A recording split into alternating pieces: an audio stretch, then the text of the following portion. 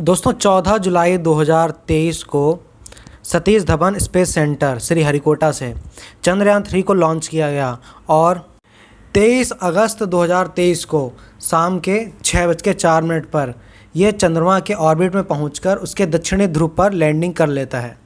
भारत पूरी दुनिया में चौथा देश होगा जो कि सॉफ्ट लैंडिंग के द्वारा चंद्रमा पर उतरेगा और चंद्रमा के सुदूर दक्षिणी और अंधकार वाले क्षेत्र में पहुंचने वाले भारत के लिए ये महत्वपूर्ण उपलब्धि होगी। दोस्तों, हम सब जानते हैं कि चंद्रयान 3 के कुछ समय बाद लूना 25 मिशन जो रूस के द्वारा शुरू किया गया था, तकनीकी खामियों के चलते विफल हो गया था। वहीं बात करें भारत की, तो भारत ने इससे पहले 2019 में चंद्रयान 2 को लेकर परीक्षण किया था और उसको चंद्रमा पर भेजने के लिए तैयारियां की थी, लेकिन वह ऑर्बिट में पहुंचने के बाद उसका संपर्क हमारे वैज्ञानिकों से टूट जाने के कारण वह मिशन भी असफल हो गया। लेकिन अब चंद्रयान 3 को देखने के बाद ऐसा लगता है कि भारत चंद्रमा पर लैंडिंग करके वहां पर झंडा लहराने के लिए तैयार है और वहां के जो दक्षिणी ध्रुव है जहां आज तक कोई नहीं गया, वहां की फुटेज लेकर कुछ महत्वपूर्ण जानकारियाँ जुटा सकता है। दोस्तों, सबसे पहले चंद्रयान 1 भारत ने 2008 में चंद्रमा पर उतारा था, जो कि सफल तरीके से उसकी लैंडिंग हो गई थी और उसी से ये पता चला कि चंद्रमा पर भी पानी है। तो चलिए बात करते हैं हम चंद्रमा के बारे में। दोस्तों, आप सभी जानते हैं कि चंद्रमा पर वायुमंडल नहीं है और चंद्रमा पर जो ग्रेविटेशनल फोर्स मतलब कि गुरुत्वाकर्षण बल है वह पृथ्वी का 1/6 है। मतलब अगर आपका वजन पृथ्वी पर 60 किलो है तो चंद्रमा पर जाने के बाद आपका वजन सिर्फ और सिर्फ 10 किलो ही रह जाएगा। तो चलिए बात करते हैं कि आखिरकार जितने भी देश हैं वो सब मिलकर एक ऐसे मिशन क्यों तैयार कर रहे हैं जो कि चंद्रमा पर जाना चाहते हैं।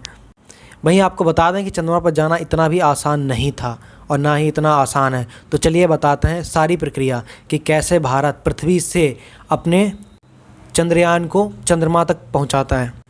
तो दोस्तों, नॉर्मल सी बात है कि अर्थ मतलब हमारी पृथ्वी और चंद्रमा में कुछ चीज़ें कॉमन हैं और कुछ चीज़ें विपरीत। तो चलिए बात करते हैं कि कैसे कोई यान पृथ्वी से चंद्रमा पर जाता है। नॉर्मल सी बात है कि अर्थ पर ग्रेविटेशनल फोर्स है मतलब कि गुरुत्वाकर्षण बल है और उसके अगेंस्ट जाने के लिए कम से कम 11 किलोमीटर पर सेकंड की गति से किसी भी चीज़ को या किसी भी यान को पृथ्वी से उसके ऑर्बिट से बाहर जाने के लिए इतनी स्पीड होनी बहुत ही ज़रूरी है। जब 11 किलोमीटर पर सेकंड की स्पीड होगी तभी कोई भी यान पृथ्वी से बाहर ग्रेविटेशनल फोर्स को तोड़ पाएगा, मतलब ग्रेविटेशनल फोर्स को पीछे छोड़ेगा। चंद्रयान 3 को सतीश धवन स्पेस सेंटर श्रीहरिकोटा से लॉन्च किया गया था। इससे पहले सोवियत संघ, अमेरिका, चीन भी चंद्रमा पर जा चुके हैं और चौथा नंबर भारत का है। लेकिन दोस्तों, हैरानी की बात यह है कि अभी तक 3 देश सोवियत संघ, अमेरिका और चाइना चंद्रमा पर जाने की कोशिश कर चुके हैं या फिर मतलब जा चुके हों। कुछ उनके मिशन सफल रहे हों, कुछ विफल हो गए हों, लेकिन कोई भी अभी तक पूरी तरीके से दक्षिणी ध्रुव पर नहीं पहुंचा। भारत एकमात्र ऐसा देश होगा जो दक्षिणी ध्रुव पर या फिर उसकी सतह पर जाकर जो अंधकार वाले अंधेरे वाले इलाके हैं वहाँ पर जाके वहाँ की फुटेज कलेक्ट करेगा और जितनी महत्वपूर्ण जानकारियाँ वो जुटाएगा।